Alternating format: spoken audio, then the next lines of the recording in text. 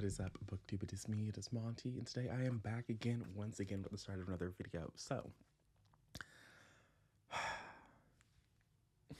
don't really know how to start this video. It's not that this is like a super hard book to discuss, because judging by the title and the thumbnail, you know that we're here to discuss the good sis Cassandra Clare. Um, there is a vlog of this on the Patreon. It's like in two parts, and then I finished in some reading sprints, and I think I did some like wrap up thoughts in the vlog after the reading sprint. So there's like 4-ish videos where you can find me talking about Miss Cassandra. And I think it's very important that we all come to this table at the same time, okay? And sort of like I lay out how I approached this book so that you as the viewer can kind of understand the lens through I'm judging this. So Cassandra Clare has written 15 young adult novels. There are 6 in The Mortal Instruments, 3 in The Infernal Devices, 3 in The Last Hours, 3 in The Dark Artifices. So yeah, 15 Shadowhunter books. Then her and Holly Black, I think there's like 5 in their middle grade series that they co-authored. So we're talking about a person with, again, minimum 15 books, but maybe up to 20 books that they themselves, that I'm aware of, have written. And so coming into this book, Swordcatcher, while it is an adult debut, and I'm going to use that in quotes because I don't think for a long time the Shadowhunter books have been aimed at children. Certainly not the fucking Infernal Devices. Like, you just cannot convince me that that was written with children in mind. Sorry, not going to believe you. But even, things that are, even more like I could maybe buy it, like the Dark Artifices or the Last Hours. I don't think that even there the teenagers were the main focus there, partially because by the time you're writing 15 books deep in a series, people like me, I started reading Cassandra Clare when they were coming out. Like, when I read City of Bones, I think it was just City of Bones and fucking City of Ashes. And I'm damn near 30 now. So if the people who started with you are damn near 30, and they're going to obviously be the people who are invested in seeing, particularly, the Dark Artifices characters, because they were introduced in City of Heavenly Fire when they would have been like, I think that book came out when I was still in high school, so it might have been like 16, 17 years old by then.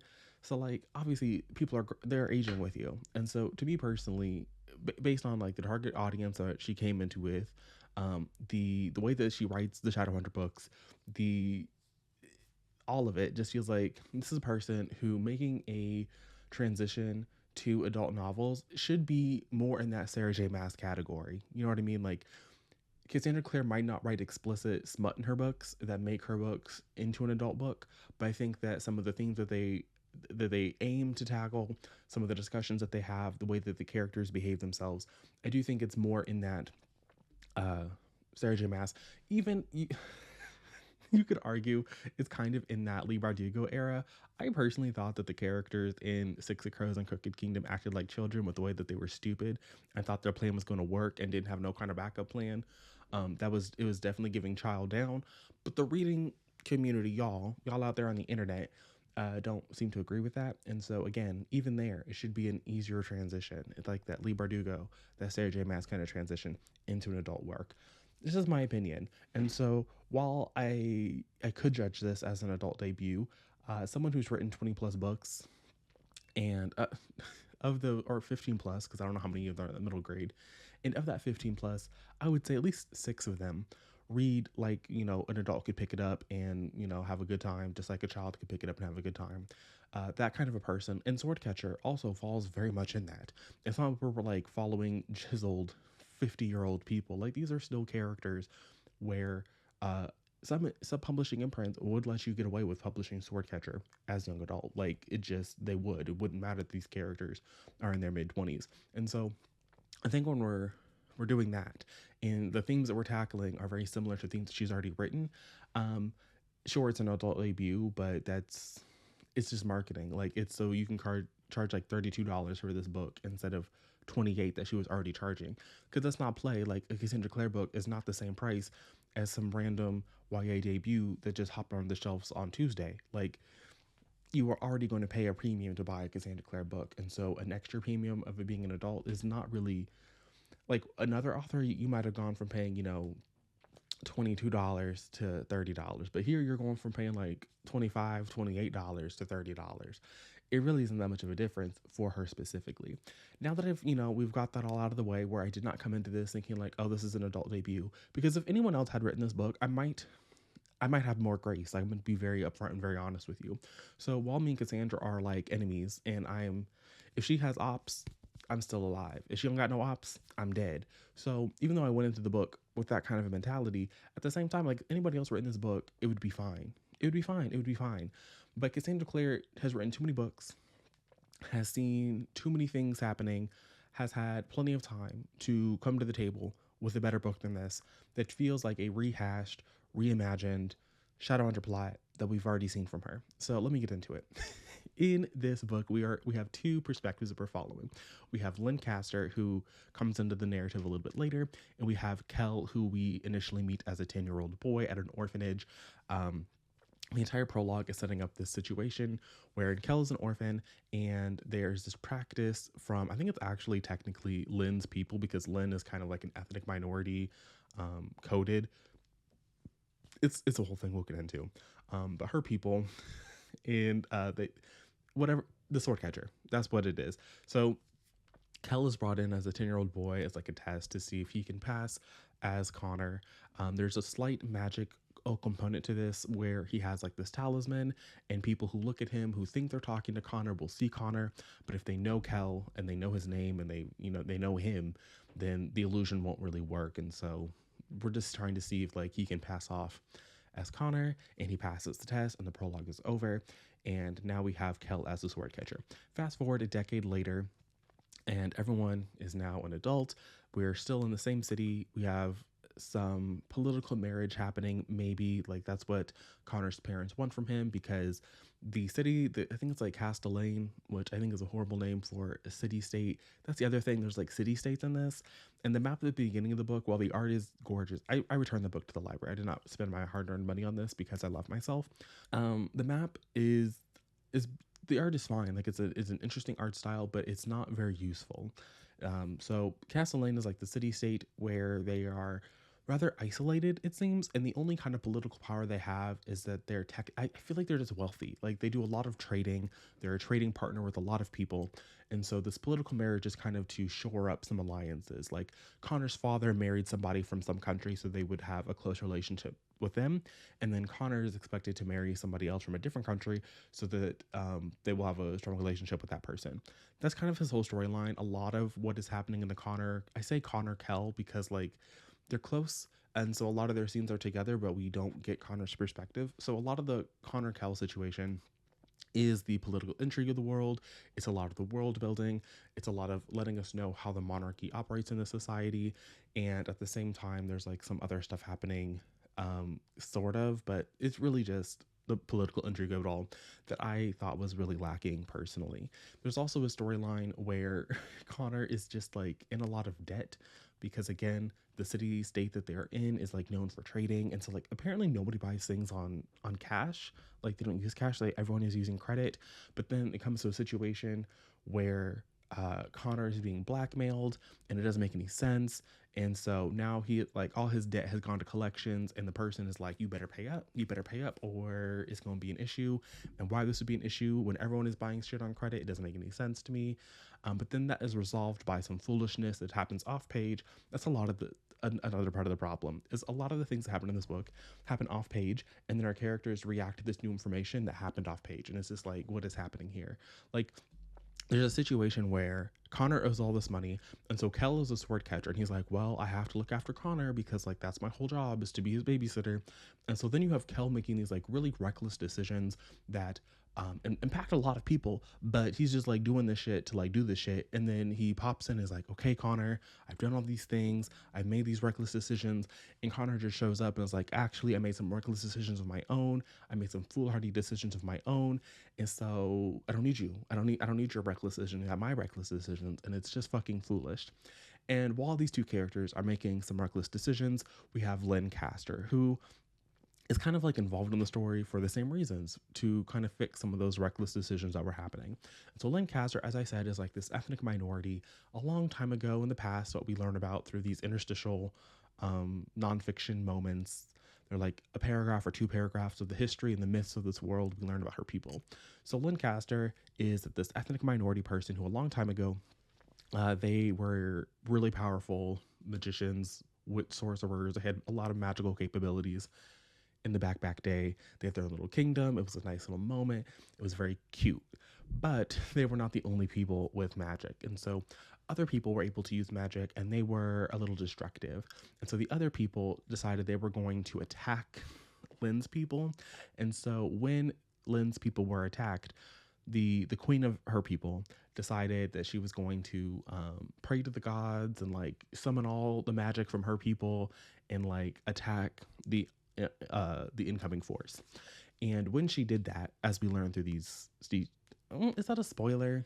I don't know. I'm just gonna say she did that. But also, it's not a spoiler to say that magic no longer exists in this world in the way that it once did.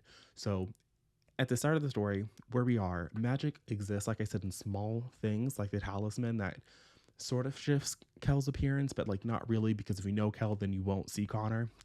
You'll just see Kel. So it exists in that. And then Lynn can do small like healing magic, which is why she's a physician. And even her being a physician is kind of not looked, it's not really celebrated by her people. Her people are just like, girl, woman, you shouldn't do this. You should be doing something else, but not this. So she's fighting that battle, but she's also fighting this battle of being this ethnic minority who is looked down upon. They have to wear special garments. They have to, they can only be in certain places. It's very much these people are restricted to a ghetto, and it feels a little bit like the suffering of the Jews. It feels like her people were left in the desert wandering for 40 days and 40 nights.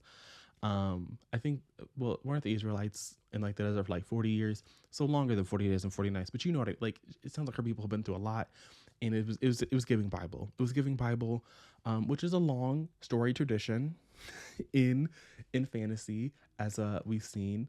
I said that in my Goodreads review. Obviously, you have Jay Kristoff, who did Catholic France. That fucks. You have The Way of Kings, wherein the book The Way of Kings by Brandon Sanderson, there is a book, The Way of Kings, which is very much giving Bible, Book of Mormon. Fusing religion into your fantasy world isn't anything new. It's not like Cassandra Clare is like the first to do it and is like bad because of it. But I do think that Lynn and her people I don't know, it was making me a little personally uncomfortable. But also, Cassandra Clare loves a persecuted minority character in her books. She just does. She loves a persecuted minority. She loves to make them suffer a little bit. She loves to like save the day at the end. It's just a lot. Personally, what I did not like about Lynn's storyline is her storyline revolves around her at a certain point trying to heal her friend. In order to heal her friend, she is looking for this book of magical history because she thinks that maybe there's a spell in there that'll still work, that'll be able to help her friend. And along the way, we see her trying to find this book, trying to heal her friend, but also is very much setting up this storyline of either magic is going to return through her or what she's doing on this journey to find this book just by happenstance, or at a certain point, like, because it's a series, like that is going to be the driving force, is that Lynn is trying to bring magic back, and that is going to be an issue because, again, like, people do not like Lynn's people, and they really don't like that they can even still do small magic. So if they're out here doing big magic and no one got magic, like, it's gonna be an issue. And for me personally, storylines where magic is gone from the world it's a little played out. That has been happening, I feel like, ever increasingly in fantasy. And honestly, maybe this is just like the person in me that is not a big fantasy reader, but truly, I do not understand like what an author aims to get at from writing a book where magic does not exist. I truly don't see it. I understand that out there are fantasy books that are just secondary worlds where magic doesn't exist at all and it's fantasy just because it's a secondary world. And to me, that does not make fantasy. Like, I'm sorry, like, you have created a world and like maybe it's really good, and like maybe the politics of the world are very interesting.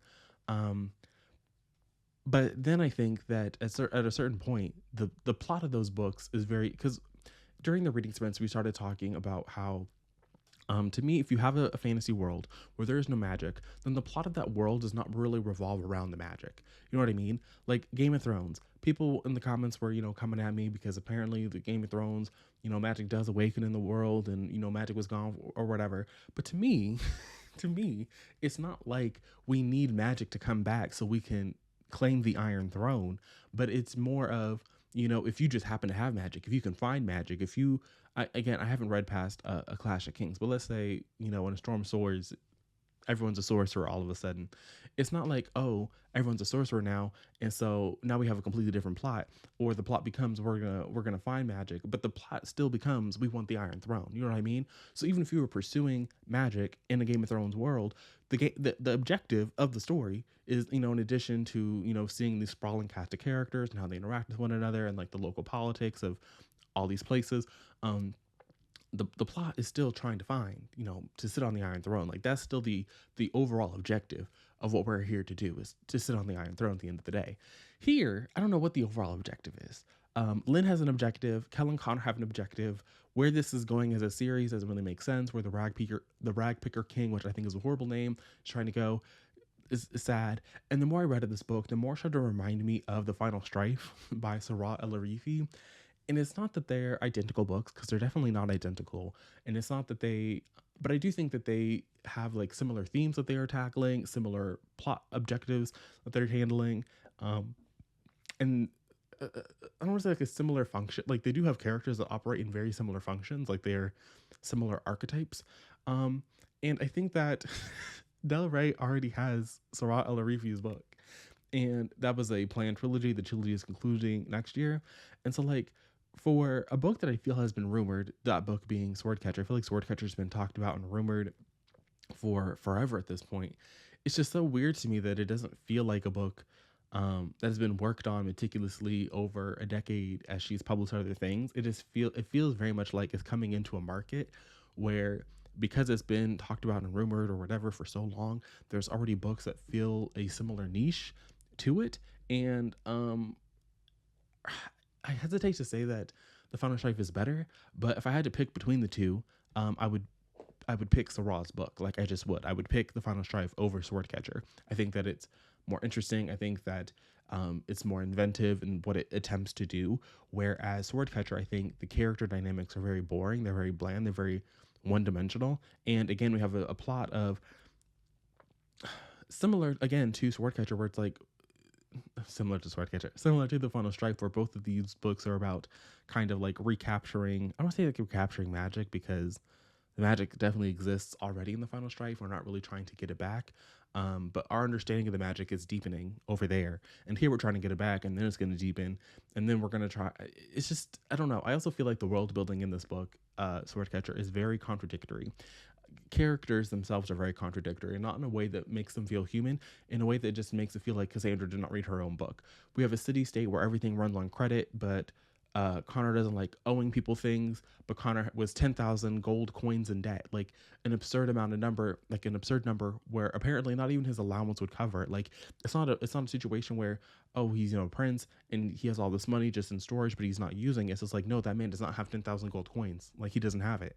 He does not have 10,000 gold coins, but he doesn't like owing people things. But he owes Lynn something, and so because he owes Lynn something, he eventually does something that maybe he shouldn't have done, but we're gonna have to wait for the sequel to find out if he should have done that thing. But it was kind of framed as like a good thing, but maybe it won't be in the long run. Like it's just, it feels like I said, it feels a little contradictory. The world's contradictory, the characters are contradictory, namely Connor and his whole like, I don't want to owe you things, but his entire plot only operates because he owed two people things.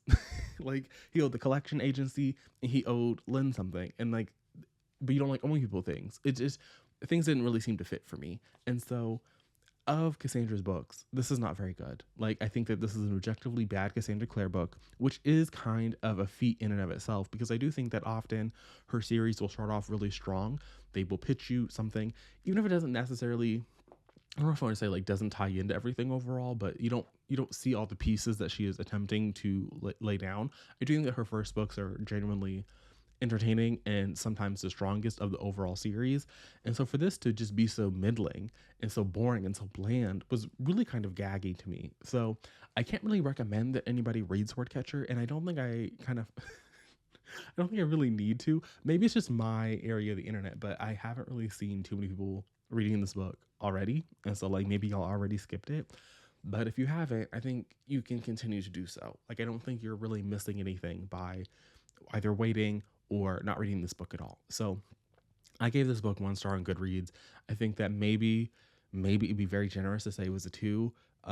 Maybe you'll think it's a 2, but I really think that if you were going to read this series, and I think this is true for a lot of Cassandra's books, um, I think that it might be better for you to wait, because I don't even know how long this series is going to be. I don't know if it's duology. I don't know if it's trilogy. I don't know if she's trying to go for something even epic and grander in scale.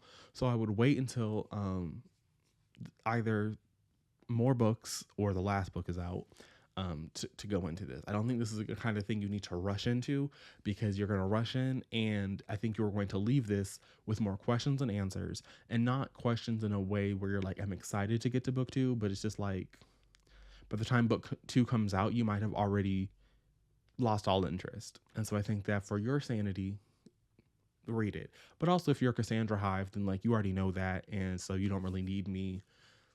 You don't need me. So you were going to do what you were going to do regardless. But that's all I have for you today. Thanks for watching. I'll see you guys in another video. But until then, and until next time, bye.